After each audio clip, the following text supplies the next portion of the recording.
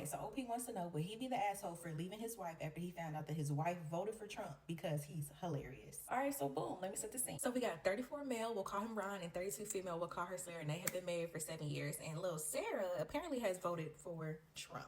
So for a little backstory, Ron has been a stand-up amateur comedian for about a decade. He does open mic and he also does small local gigs. This is not his full-time job, but he enjoys doing it and this is a big part of him. He says that Sarah supports him, but only in a practical way. And in a practical way, he means that she shows up to his shows, she will help him rehearse, she'll give him constructive criticism, and she'll also cover for him if he is running late to his shows. But the crazy thing is, Ron says that Sarah has never laughed at his fucking jokes. Not one, not fucking half.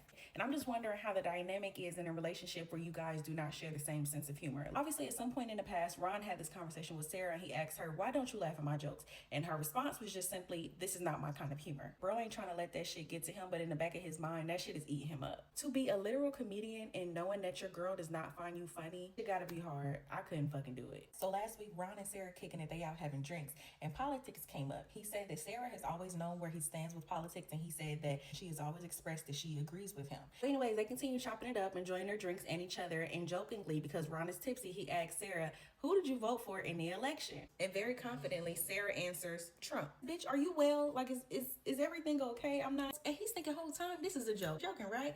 And she was just like, no. And he was like, well, why? And this is Sarah's slow ass. Because he's hilarious. The way he talks, his faces, the chaos, I don't know. It just cracks me up. And I would just love to be a fly on the wall because, Sarah, what the fuck are you talking about? Because what do you mean we've been together all this time and we've been on the same page politically the whole time, and then out of nowhere, you tell me that you voted for the op because he's a funny man? You didn't hear me mention anything about policies, right?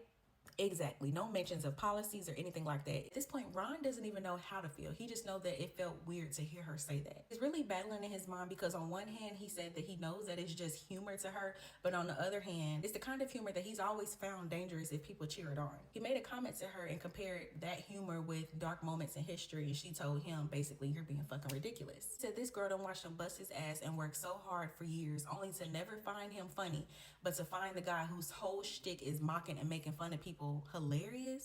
Since the conversation, Ron said that he has been sleeping in his guest room and he is now making plans to go stay with his parents until he finds a divorce lawyer that can permanently get him out of this situation. This is not an easy thing, and he said when he thinks about it, it makes him sick, but he did say that he reached out to his friends, and his friends, however, are kind of on her side because they said that you're making a big deal out of it. Everybody has their own sense of humor. Everybody doesn't laugh at the same things. Ron is clocking that shit, and he said, no, this shit is bigger and deeper than I just find him funny.